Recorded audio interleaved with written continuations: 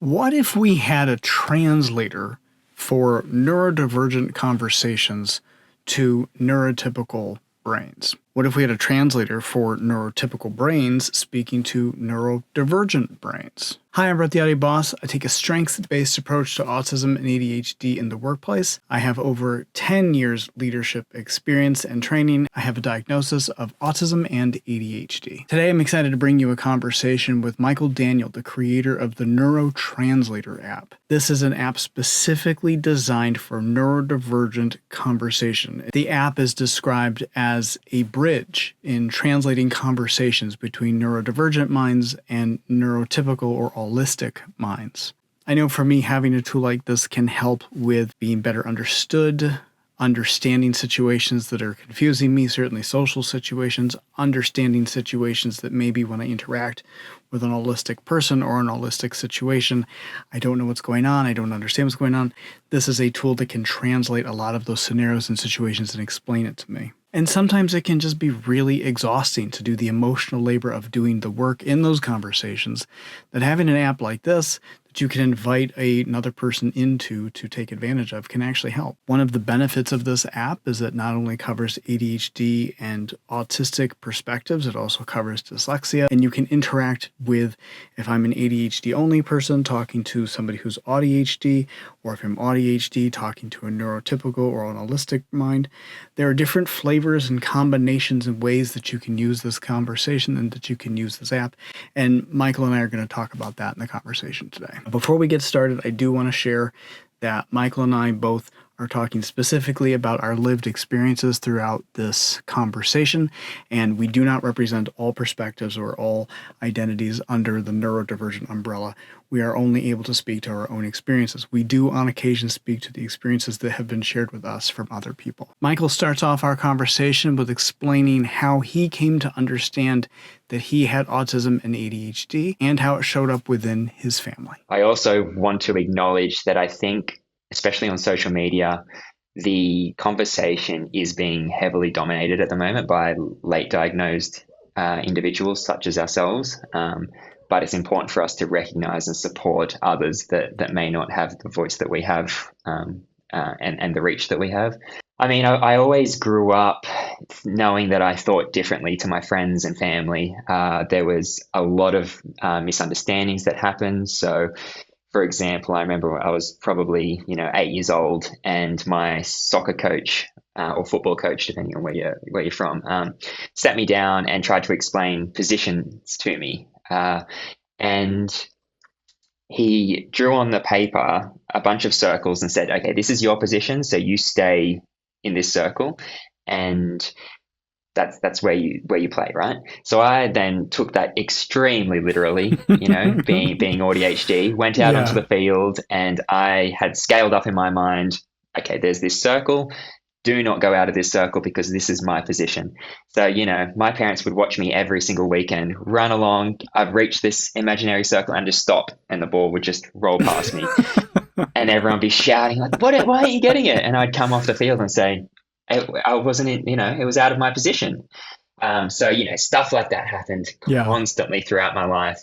As I got older, I started to, sort of develop strategies and ways to, which I now know in hindsight it was to mask high school with social hierarchies. I never understood them. I never understood why I couldn't hang out with the popular crowd and the less popular crowd as well. Like if you get along with both of them. Managed to, get through high school, uni, I started a career as a data analyst and make my way through work relatively unscathed for about a decade. We adopted our now 21-year-old, but he was 15 at the time, our son, and he was ADHD, or is ADHD. I had no idea what neurodivergence was, how much being ADHD impacts everything in your life, your behaviors, your thoughts, your choices, just everything branches off that, as we know now. Yeah. So as you can imagine, my wife and I were still in our 20s. We've just adopted this 15-year-old boy, and it was a complete shit show for a lot of it. We learned a lot from the experience. He lived with us for, I think, about 4 years now. And now lives out of home. It was the greatest experience and life learning that I've ever gone through, or one of them. But yeah, it came with its challenges, and one of the big challenges was I just hit burnout like it was a brick wall. And that showed up in my career and my work. I didn't even know that I was AuDHD at the time. And I was doing things that, by typical standards, you would expect to, get a real talking to or even be fired over. So things like we'd go into a meeting room and they dim the lights, and it was like my brain saw that as like an opportunity to like just block out all the sensory input, and I would fall asleep. I'd fall asleep during meetings. I'd go out during the middle of the day for my lunch break and lay under a tree and sleep for 2 hours. Wow. With people like from my office, they would walk past and just see me sleeping under a tree.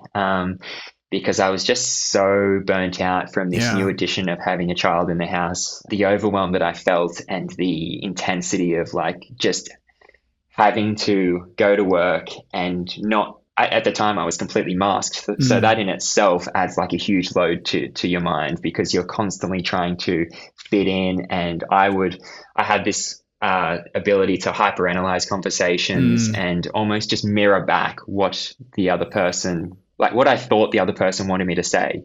I had the ability to hyperfocus and smash out a bunch of work really quickly. So they sort of just like let the other stuff slide, because they knew at the end of the day, I'd get the job done well. And then my daughter was born, my eldest daughter, and that was just another load on top. You go through sleep deprivation, the newborn phase.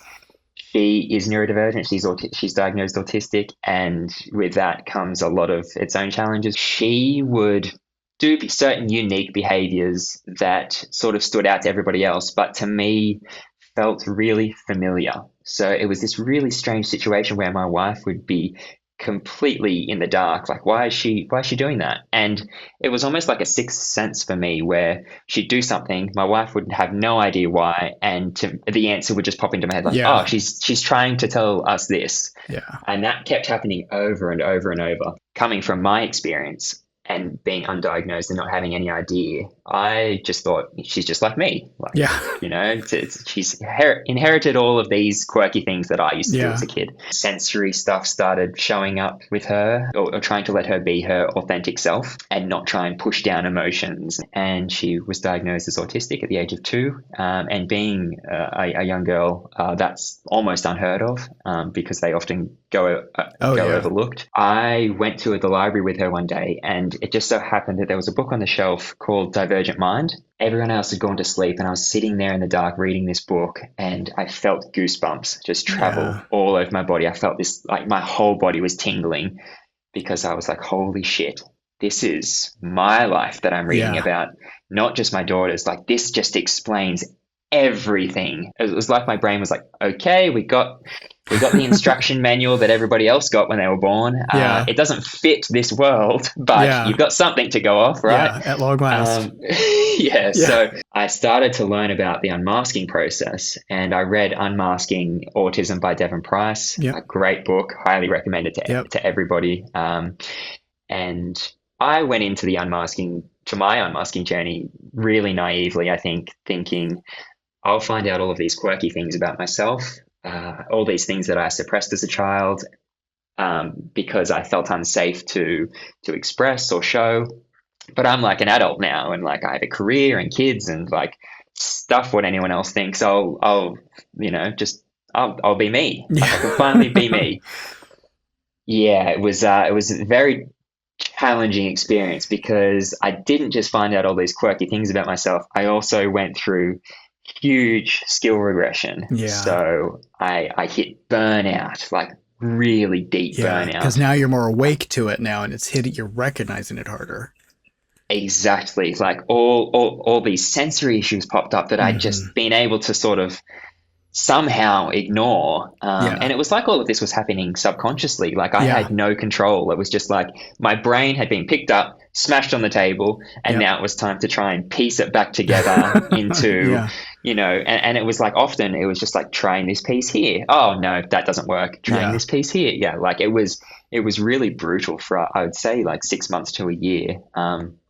And it was like really tough on my relationship with my wife because from her perspective, she's gone, I think 10, 15 years of knowing me as, the masked Yeah. version of me. Yeah. And then all of a sudden, this mask's taken off. I'm doing things, saying things. I've almost become like a completely different person. And Yeah. she's completely been blindsided by this Yeah. because she was in love with the masked version. So like Yeah. this new experience is like scary and unknown, and like we have to work through all this stuff that we worked through at the start of our relationship. It was like meeting a new You person have to almost. redo it. Yeah. She was unsure of how to approach things. So with this new dynamic that had arisen, I kept having miscommunications and misunderstandings with her almost daily. So for example, I'd come out and say something to her that I thought was completely neutral or even had like a positive intent to it. Hmm. And I'd say it and I'd walk away, I'd forget about it. A couple of days later, she'd come to me and she'd say, just so you know, like that really hurt my feelings when you said that the other day. And when she explained her perspective, it was like, of course, that makes Yeah. perfect sense. Of Yeah. course, that would hurt someone's feelings. I can't believe that I said it that way. But at the time, It made sense at of the time. it Yeah. made complete sense to me. Yeah.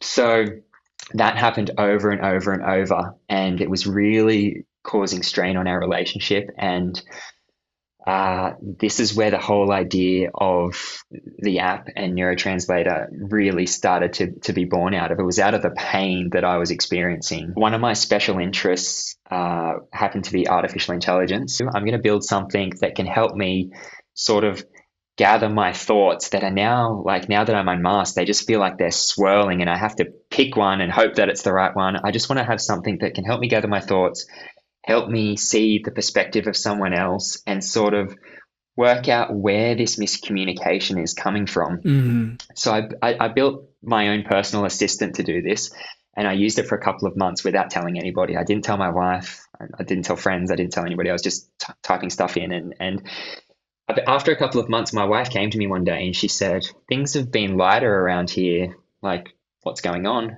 And I showed her the assistant, the Yeah. app that I'd been using, and she was kind of like, okay, I was like a little bit taken back. Like, it's not her special Yeah. interest. So she's like, "You're Yeah. talking to a robot about relationships. Like, this is kind of scary it was scary Yeah. to her." And When you were having a communication moment with your spouse and you were like trying to work through the beginning stages of developing the AI, would you like run off and go like type it in and see what it would say? Like, how did you so normally, navigate doing that without her noticing it at first? yeah. So normally, what would happen is that she started to just sort of tell me on the spot, like, "Oh, I'm just flagging, like this is how that came across to me." So we were undergoing couples therapy at the same time, Oh, wow. Okay. with a neurodivergent trained therapist, and I'll come back to that later. But like, I just want to say it's really important that if you have like a neurodiverse relationship, that you Yes. find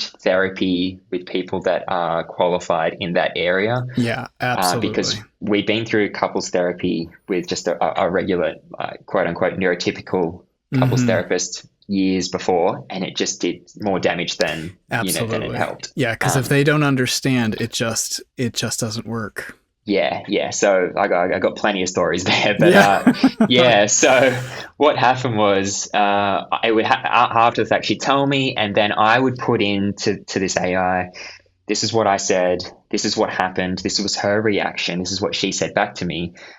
Can you help me explain, given our different neurotypes, like what's going on here?" And I was blown away by how well it was able to explain the process to me. And I think a big part of it is that you've got this third party piece of information in front of you that's not biased on your side or the other person's side. It's just looking at it almost objectively. And I think that's why therapies can be so powerful as well. You've got this third party that can help talk both of you through a situation. Rather than what happens a lot of the time in relationship, not just neurodiverse relationships, but like any relationship, is it becomes like this is my view of the world. This is your view of the world. I'm right. You're wrong. Because how could you possibly see it that way? Yeah. Like that makes no sense to me. But having that third party voice there, just to be like, well, actually, people see the world differently, and this is what could have happened, and this is how we can move forward.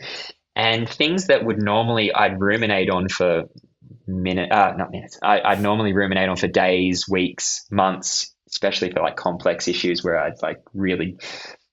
I'd caused pain or she'd caused pain in me. It was like instantly disappeared, like no emotional baggage. And that emotional baggage that was happening prior to this, I think, was a big contributor to my burnout, because I was just constantly ruminating in my head, like running the wheels and like just burning out constantly. All that weight you're carrying around in your mind. Yeah, exactly. And like I said before, the black and white thing. So what would happen was she would tell me her side and I would agree with it.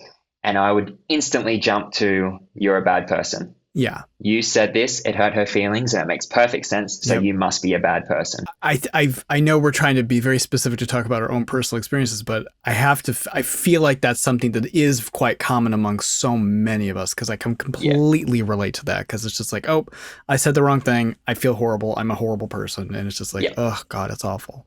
That's it. It's really difficult because I really had this good person, bad person, like black and white. Like it was so hard. And this is something that the AI brought up to me was just working on self-compassion, and that voice that pops up in your head when you say something or you hurt someone's feelings or they hurt your feelings unintentionally. So the way I frame it is I often think, when that voice pops up and it's telling me I'm a terrible person, would I ever say these things to my autistic daughter? Mm-hmm. And the answer is always no. I would never speak to her like this. So then why would I speak to myself like this? Yeah. I shouldn't be. And that helps like cut that off. Yeah, it's really phenomenal advice. It makes a huge difference. I'm human, so I still do go into those rumination periods where if I'm particularly sleep deprived or worn out or burnt out. Sleep deprivation does it every single time. Yeah. So that, like I said, we're all human, but that is something that's really helped me. So as you were building the AI, when you sat down to get this started, and you've since built it and done all of this, what kind of information did you feed into it to get it started so it could understand and differentiate between a neurotypical conversation and a neurodivergent mind having a conversation? In my last few years at my previous job, I trained and got certifications as an AI engineer from Microsoft, and I was also a data analyst, so I had the ability to, gather large amounts of data, clean it, and use it within the AI. So there was a lot of what's called prompt engineering. It's like coding the AI with specific instructions and data so that it shapes the AI in a very specific way and helps narrow down its use case. So, there's things like ChatGPT, which is incredible to use. I use it every single day. But the thing that people need to understand with ChatGPT is that it almost averages out all of the data that it's been given. So which we think is like almost the entire internet that it's been trained on. And that prompt engineering kind of gets it more specific. Exactly. So, when it's averaging out all of the information on the internet, there's a lot of bad stuff on the internet. Oh, God, yes. I mean, some of the top results on Google when you type in autism are terrible and like bad advice. Misinformation. So you gotta, like I said, ChatGPT is great, but it has averaged out all of that stuff, and it's possible that it can give unhelpful advice if you don't give it the correct context. So like you could be inattentive ADHD, versus hyperactive. Like the neurospicy mixture that's out Yeah. there, really, you need to really narrow down on those things and provide the right context to Yeah. get the good responses out. And that's why, like, I went ahead and created my own assistant, my own app, because I needed a way to really narrow Hmm. down onto these specific scenarios, given my neurotype, my background information, little quirks and sensory things that I've got, and things about my wife. Because without that, you've just got this blanket averaged out, like, this is Yeah. autistic, this is neurotypical, here's some general advice, and it doesn't. It probably works for a Yeah. lot of people, but But not it's for not. us. Yeah, Yeah. yeah. Yeah. So when we use your app, we're already walking into the door, which is kind of like, this is that safe space for a neurodivergent conversation. I Yep. feel like I'm talking to somebody who already understands me, and I don't have to do all that extra prompt engineering to sort of get it That's to it. understand me first. That's it. It's I built it in a way that all of the prompt engineering and stuff has been taken care of in the Mm. background. So you can just come in as you normally would, type what you like, type something basic, and all of that additional context is taken care of. You don't need to worry about having to put that in. Yeah. Um, so yeah, that's sort of where we were at. And the interesting thing was that after I showed my wife, she came to me a couple of weeks later, and it turned out that she'd started using it Oh, way more wow. than me. Oh, Yeah. that's amazing. So as a neurotypical, she was using it to understand my life and Yeah. my lens much better. And she was constantly using it because I know, as a newly unmasked individual, there was a lot of stuff Yeah. like popping up. um, I kind of almost want more neurotypicals to use it so they can engage with us better. I mean, I would love that. yeah, exactly, Because it takes exactly. And less labor off of us to have to do trying to explain ourselves, trying to explain a situation or how our brains are working.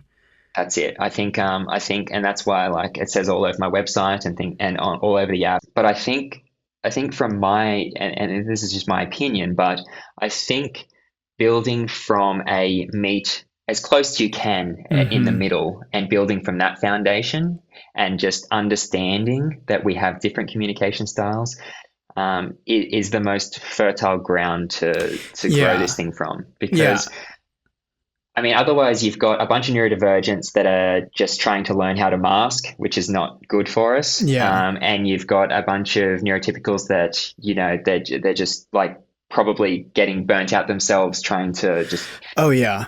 yeah. Yeah, I So mean, definitely. I mean, my communication is one of my special interests. I've been in the communication business for many, many, many years, and again, sort of like you, before I knew I was autistic, I would sort of take that sort of alien from a different planet lens and sort of sit yeah, back and observe conversations and observe sort of the patterns and like, oh, if this person does this, this person's going to react that way. Oh, if we phrase it this way, this person's going to have that negative reaction versus this positive reaction. So I've spent years trying to just craft, it is scripting to a degree, but it's like crafting every single email, every single message for like the best possible outcome, but yeah, in turn over communicating at a great length. But what I've learned from all of that is inherently most people, especially in the workplace, they're coming at it with positive intentions. yeah, And it's just our communication mashup, either from, a neurotypical brain to a neurodivergent brain, we're just not hearing or seeing each other. So to be able to sort of take something like this and plug it into your translator to be able to sort of say, what went wrong here, or how do I translate this, or what am I, are they going to understand me? Because that's one of the other things is that neurotypical and neurodivergent, we just so desperately want to be understood. And absolutely. I definitely find that, in our neurodivergent world, we have to work so much harder to be understood. Yeah, And we'll go to great lengths to be understood. So I feel like this is a way to sort of kind of cut the time it takes for us to be yeah. understood down. I mean, at the time, my wife and I were just using it personally. But skip forward a little bit, and I organized a meeting with my boss. And I put in the subject, work in the pipeline. Mm. So I went into this meeting thinking, okay, we're just going to discuss the work that's upcoming so that I can start, preparing and getting a head start on it. So my mind was fully ready for that. And then he shows up on the screen and goes straight into script, telling me, we're really sorry, but we're going to have to let you go. It was a startup that I was working for, and Mm-hmm. they couldn't afford to pay a full-time data analyst at the time. And I just burst out laughing because I thought he was joking. I'd completely missed all of the social cues. Yeah. I thought, we've joked around with each other in the past, being in a high pressure startup where, things can fall apart at any moment. There was constant talks of I'd go on parental leave or something and be like, oh, well, fingers crossed, the startup's still here when I get back, all that crap, right? Yeah. Anyway. Which if you don't know someone's joking, that sounds terrifying if you're a literal thinker. Yeah, exactly. So I had gone into this thinking he's just joking, burst out laughing, and then HR popped up on the screen and she looked very obviously upset. Yeah. And her joining the conversation, the penny dropped, and I was like, oh, this isn't a joke, is it? And my boss just apologized, said, look, I'm really sorry. I'm terrible at these conversations. He's not terrible at the conversation. It was just that I missed the whole thing completely. And she ran through the contract and everything that would come out of it, what would be the next steps moving forward. I couldn't even listen to her. I can, because you've got so much to process, I know. I was just in my own head thinking, okay, I've just lost my job.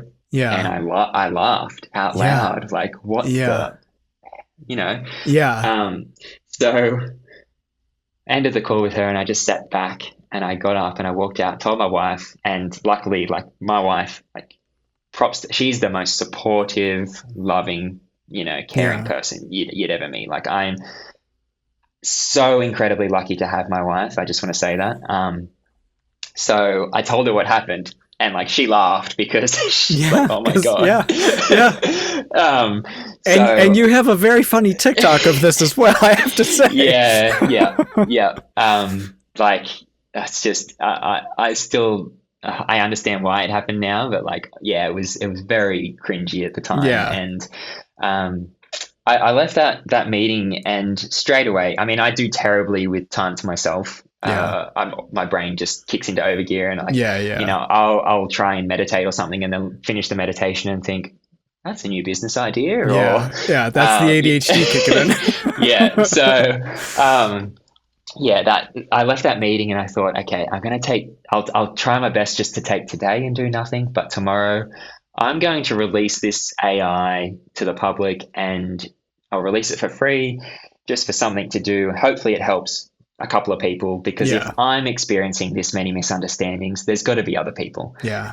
I posted the link on Reddit that night in the Autism subreddit, and I went to bed that night and I woke up in the morning and it had gone ballistic, completely viral. There was hundreds of thousands of views on Reddit. Someone had made a TikTok video of them using it, and it had gone completely viral on Reddit with hundreds of thousands of views. Tens of thousands of people were just jumping on there and just using it constantly. Oh my God, I can imagine. It's because it's the thing we want the most. We strive for this. Yeah. And the feedback was incredible. So I was getting emails and messages saying thank you so much. I now understand my partner. Mm-hmm. My boss said this to me the other day. And, one woman emailed me and said, I was in a meeting the other day and my boss said to me, the sun's really shining on you. And she turned around and it was pitch black outside. She said she left the meeting thinking, what the hell is he talking about? But she entered it into the translator, and it explained it's just a metaphor to say she's doing really well at work and everything's looking good for her. And I even had one woman email me and say, look, my relationship didn't work out with my previous partner, but I now have closure because I've entered in all the situations that we had trouble with, and it's explained exactly what happened, and it makes perfect sense. So I can let that go now. And I was just completely being AuDHD, completely overwhelmed with so much feedback. I can imagine. It was great, but it was also overwhelming. Yeah. And then I came out, told my wife, and she was blown away as well. But then I logged into my email, and it just said, it had notification after, like, email after email, just Yeah. saying, your billing account has been increased. Your billing account has been increased. Your billing account has been increased over and over. So I've gone from having a job Yeah. to unemployed to releasing this thing for free because I think, I want to help people, and like Yeah. hopefully this helps like two people. Tens of thousands of people using it, which cost a lot of money to Yes. Oh host. my God. I can only imagine you're thinking at that moment. Yeah, so I like freaked out, and I was like, okay, what do I do? I can't leave it up like this because it's burning a hole in my pocket. Like, I'll be Yeah. bankrupt in, Yeah. a couple of Yeah. weeks. So I decided I would implement a paywall, and I chose two different pricing options. So one was the standard price, which if you could afford to, Yeah.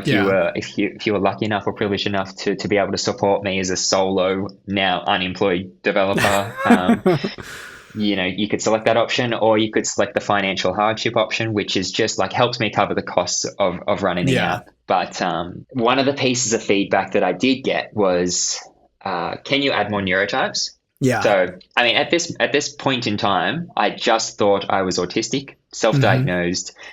It was very clear to me that I was autistic because the more that I read and learnt about it, it just made perfect sense. So I started looking into adding ADHD and Hmm. AuDHD, which are now in the app, and I'm currently exploring adding a bunch more neurotypes and different neurological mixes. Yeah. So I've just launched a feature for people that are dyslexic, so that it helps them read the font better. There's That's a new ADHD. amazing. That's huge. There's a new, which I had no idea existed until recently, but there's a new ADHD font that I've put in Oh, that wow. can help people that are ADHD read a lot quicker. Hmm. And So things like I want to just mention too that the way you have designed it, you can initiate from a neurotypical perspective as well. So like if I am a absolutely, neurotypical, I can go in, start there, and then I can choose, am I talking to any of those different neurotypes? And you can flip flop it back and forth, which is what I love about the app. yeah, exactly. So my wife creates her account, for example, puts in her details, puts that she's neurotypical, and then she adds me as a connection in her life, Oh, and wow. Oh, cool. puts me in as AuDHD. Yeah. And that will then, that context that's the going back to the prompt engineering and that Yeah. additional context. That all gets fed into the AI, and it then knows, like it just gives Yeah. it that additional context to help it give responses that are as tailored to your situation as possible. Yeah. You can also enter in basically anything. There's a free form section in the app where it asks for a bit about you. So I can put in like, I hate loud noises, or I hate bright lights, or anything, Hmm. that may impact my Extra communication nuances that style. could impact it. Yeah. And it will take all of that additional context and really hone in on trying to help your situation. So yeah, added the new neurotypes, and another thing that they kept asking was, can this be a mobile app because I need this in Yes. my pocket? Yes. So that's where NeuroTranslator was born. I spent a good 4 or 5 months developing it, testing it with therapists, coaches, other professionals, friends, family. We had this big pool of testers to help me engineer it and develop it in a way that was helpful for as many people as Yeah. possible. It is not a replacement for Yeah. therapy. Yeah. I know a lot of people use it for like as a supplement, Yeah. because at the end of the day, especially given that such a large part of the neurodivergent community are unemployed, Hmm. and you know don't necessarily have the resources to pay for a human therapist. Hmm. Especially, I mean, ideally, I'd love to see a therapist weekly, but Hmm. that, costs a lot. Yeah. And it's nice to just have something in between sessions Yeah. that can supplement, sort of help you gather your thoughts, and even get you in a position so that when you do go into that therapy session, you've already done a bit of processing, and you can, rather than processing it Yeah. from scratch in the session, you can sort of get a jump on it and work on Well, and I'll moving. go one step further and say that can help you when you're looking for a therapist as well. Because as we noted earlier, that, you know, if you don't have sort of an autistic, ADHD, neurodivergent affirming therapist, either someone who is specifically trained in it, has an understanding for it, or has it themselves. I've had previous therapists who didn't have it, and the relationships were harder to work through at those points, versus now I have a therapist who is in fact, you know, also has ADHD, also has autism. It's a night and day difference between the quality of care that comes into it. And it is a rarity to be able to find someone who has that.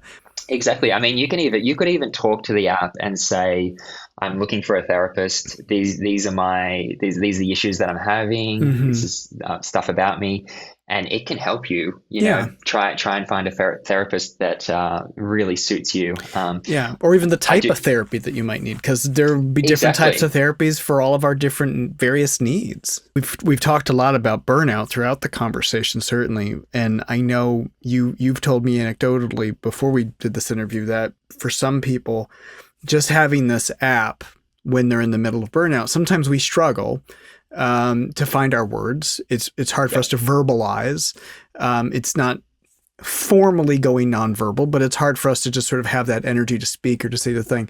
But this is also a great option for the app as well. As like if you're having that moment, but you can type it out in the app, that's another opportunity where you can kind of use the app to sort of help through a burnout situation as well. Like I said before, it's really heavily about understanding different communication styles. So the more you use the app, it's sort of like the less you need to use it in this way. And I mean, that doesn't sound good from a business model necessarily, but at the end of the day, like that's the truth and the core of the app is like building that understanding so that you don't need an app like this. Like, you know, you just, the world understands and accepts difference and you can work it out yourself.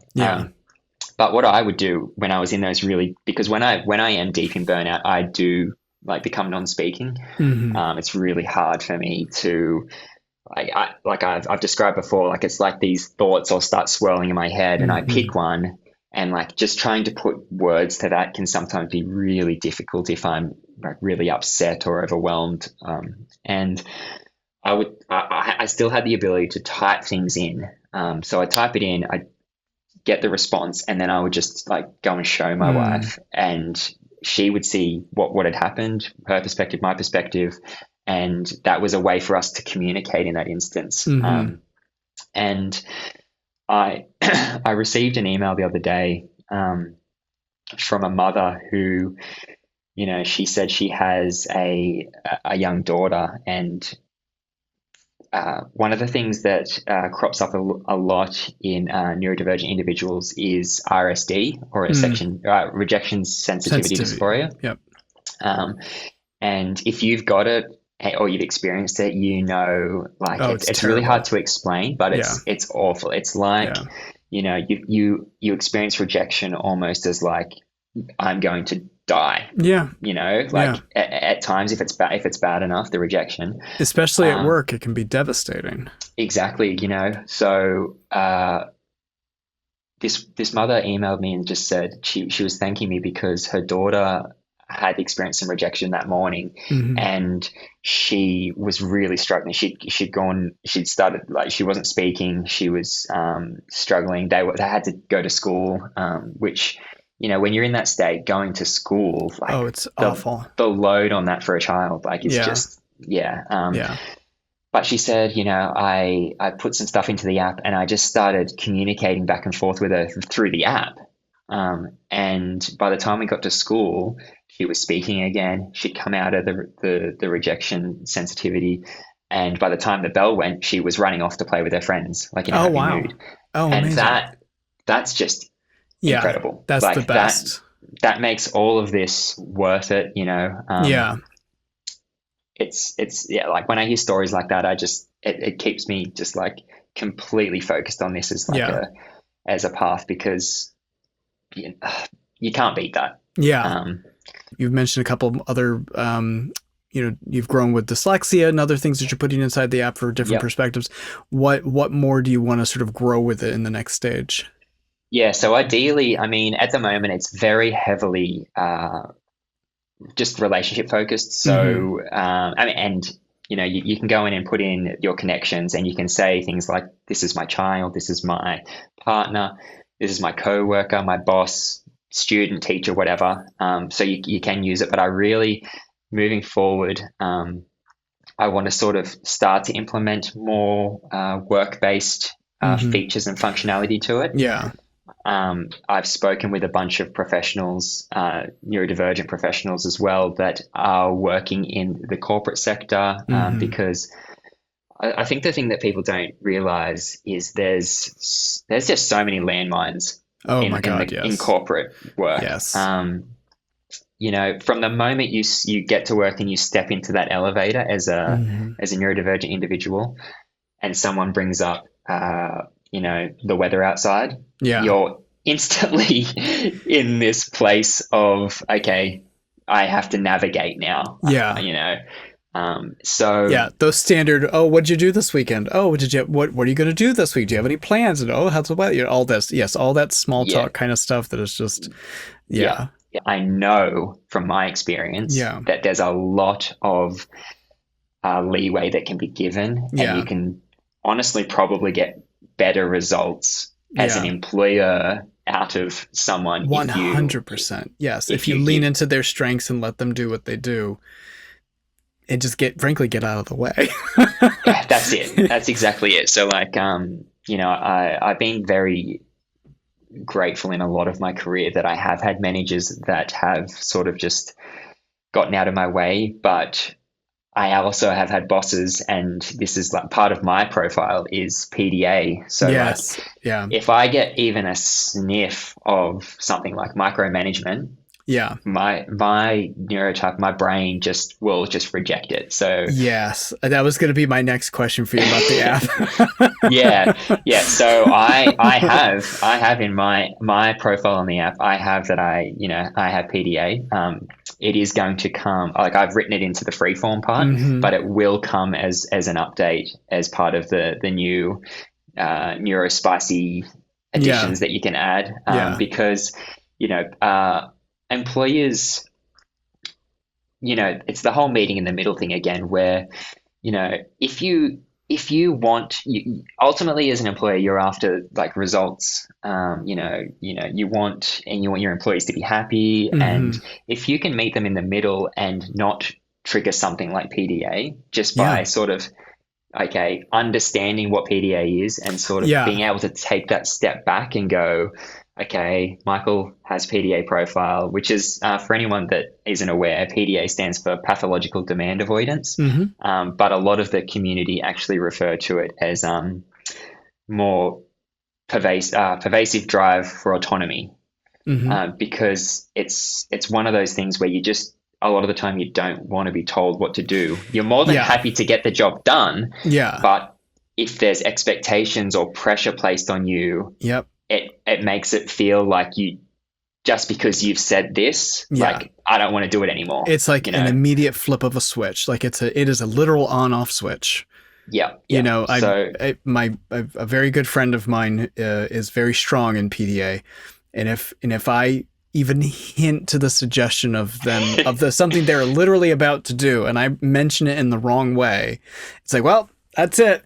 I'm done. yep, You've yep. ruined everything. Like, okay, sorry, I didn't Yeah, know. that's it. I mean, I had no idea what it was my entire life. But like, for example, it's something as simple as like, I would be doing a park run. I Mm-hmm. don't know if you're aware, like a 5K run, Yeah, yeah, yeah. and I would be coming up to the finish line, and people would start cheering like, "You can do it!" And that would trigger my PDA, and I lost all will to keep running, Oh and my it God. completely gassed me out, and I would Yeah. just like, I'd be like, I can't, and I'd start walking, because Yeah. there's like, it's crazy, It's like, just, yeah, it's it's an just, immediate effect. Yeah. yeah. Yeah. But there are people that have a really, really strong PDA profile, Yeah. and just with a few tweaks of wording, or like I said, taking a step back, you can avoid like Yeah. the issues that can arise in corporate, the corporate world, when it Yeah. comes to that Yeah. sort of thing. Yeah, well, and that's just it. I mean, there's so many, one of the pieces of advice that I give people all the time, especially when there's rumination going on, especially when, if you're in the middle of a meeting and you're feeling overwhelmed and you have like that flush of thoughts and ideas and things that just kind of come to your head, and you just want to like tell everybody everything because you're struggling to be understood and your context and all these different things. I always tell somebody, go off, sit down quietly or privately and either, take a voice memo or write it all out or just like get it out of your head privately on your own in your own space. And now what I'm thinking about in my head as I've learned more about your app is I'm thinking, okay, I want to pick that up now and take it over to your app, plug it in with the differentiators that you've established of who I'm talking to, who it's coming from, what I'm trying to do, and then let the translator do the work for me before I now go back to that communication and say, okay, here's where that thinking is. Because I think that cleanup of communication is going to help have a much more effective conversation to bring down difficult conversations and make it more effective at work. Exactly. And I mean, it's like it's like, let's just say you went to a different culture, and Yeah. you're an employer there and you employed all these people of a different culture that you weren't used to. And you're talking to them in the way that you're used to, and it's just Yeah. not working. It's similar here. Like it's almost like a different culture. Yeah. And you wouldn't go to a different culture and just expect them to all conform Oh to God, no. Yeah. your culture or your way of thinking. You try and meet them in the middle, and I think that's just what's missing, Yeah. especially in the workplace. It's just like, you like you said, you could type into the app, I'm having trouble with getting Michael to do XYZ. Mm-hmm. This is what he keeps coming back with, and it could give suggestions that aren't that difficult. Like it could be send an email instead of calling him, because I know Yeah. for me personally, a lot of the time, if a boss or someone wants me to do something, I prefer to get the email, because then I have that moment to sit back, analyze it, and just take Mm-hmm. a moment to work through. Yeah. We need Whereas that processing time. Yeah. whereas if someone calls me and says, "Can you do this for me?" I'm like on the spot. Then I can't Yeah. process it. So whatever Yeah. comes out comes out, and Yeah. sometimes in the corporate workplace, that's Yeah. not the greatest thing That's that I not the could best say. option. Yeah, yeah. I try to, yeah, I know it's hard, especially with ADHD. I always try to encourage people in my coaching, try to pause, take a breath, wait, don't Yeah. respond right away, because our knee jerk reaction is probably not going to be the best. Yeah, So yeah. And that's it. And that's where the understanding on the other side as well is, like, if you do have that new knee jerk reaction, and this is something that my wife and I have come to understand, is I'll sometimes have a knee jerk reaction to something, and because she's built that understanding, mhm. she's able to take a step back from my response and go, "What's happened here? Okay, Yeah. I can see." And like, if a boss could do that, like Oh my you're God. Yeah. you're off to the races. You said something a second ago, and I just kind of want to mention this for people listening, because one of the things that I run into a lot on this channel and with the folks that I talk to, sometimes we find ourselves in situations where if you are a manager, if you are somebody's boss, and you're kind of looking at that employee and you're sort of thinking, why can't they do this? Why am I having so much difficulty getting them to do this, that, or the other? And it's a possibility that you can suspect that that person is somewhere on the spectrum. We can't legally ask if they are, because that's a violation Yep. in the workplace. But now this is an opportunity where they could tap into your app, and they could put in that situation, that conversation, that need into the app and see if it works. Test it Yeah, out. exactly. See if that helps. And then vice versa. If I'm somebody who is an employee and I'm really having a difficult conversation with my manager and they're just not seeing me, they're just not talking to me, and I don't want to disclose my diagnosis, here again, pop it into the app, see what it is. I mean, I could see this being sort of this app kind of being a reasonable accommodation, as we often talk about, as a way to sort of, so for the people who are not quite sure about their disclosing in the workplace, this could be another tool to help them manage sort of those difficulties that they might feel, to find a way to get around that and apply that as an extra tool. That's it. I mean, if I were to go back into the workplace now, I would type things into the app. Like, I don't want to, I mean, if I didn't want to, I don't want to disclose my diagnosis with my employer just yet. But I'm having trouble telling them how I like to communicate because I really dislike phone calls, but I love text messages or emails. Yeah. How can I sort of raise this situation with them, and can you help me out with that? And the AI will be able to talk you through step by step. This is one particular way that you could do it. Does this feel right to you? If it does, try it. Hopefully it all goes well. Yeah. If it doesn't, you can dig deeper. So you can say, this doesn't really suit me because of this reason. Have you got any other suggestions of how I might raise this issue? And yeah, that's phenomenal, because that's probably one of the biggest questions that I get all the time, is somebody coming to me saying, hey, what is a reasonable accommodation? And I always have to say, well, I can point you to websites that will list reasonable accommodations, but they're very broad and they're very generic. But, everybody's, much like all of our different brains are so different, your unique experience for autism and ADHD is unique to you. So if you have a situation at work that you need an accommodation for, this is a better way to sort of get a more specific suggestion for your situation.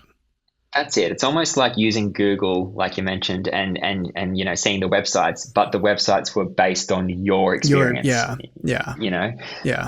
So yeah, like you said, if I was an employer and I wanted to make some reasonable accommodations, I would just ask, what do you think are some reasonable accommodations for Brett or Michael in this situation? And it will help give you some ideas, because a lot of the time we just get stuck in our own heads and our own lens. Yeah, and that's just it. We need someone to sort of help hold our hand through it, to sort of get out of whatever the barrier that we've come up against and find a way around it. My thanks to Michael for so much of his time today, and for walking us through his app and telling us his story and telling us so much about himself and his family life. If you would like to find out more about the NeuroTranslator app, there's a link in the description, but you can also just search NeuroTranslator. It is in the App Store and Google Play Store. You can download it on an Android or an Apple device, or you can just Google NeuroTranslator Michael Daniel and it'll come right up, but I've also put a link in the description. Michael invites everyone's feedback for the app, although please be respectful when you do share that feedback, but he takes all of that feedback in as he's constantly updating and improving on the app and the AI and all of the work that goes inside of it. The more experiences that you could share with him, the better and stronger that the AI in the app becomes. Thanks for watching, thanks for listening, and I hope you can check out some of the other videos while you're here on my channel, and I hope you like and subscribe as well, because that really does help the channel grow. And again, my special thanks to Michael for so much of his time. We talked for about 2 hours. We had an amazing conversation. We learned a lot about each other throughout this process, and I'm really grateful to the work that he's doing and what he's offering up to the community. Please definitely go check out his app and his AI and learn more about him. And be sure to like and subscribe, and check out some of the other videos while you're here on my channel as well. And be sure to subscribe to his TikTok as well. He creates really funny, really insightful, really smart TikToks that I love and I share with all of my friends. Thanks for watching, everybody.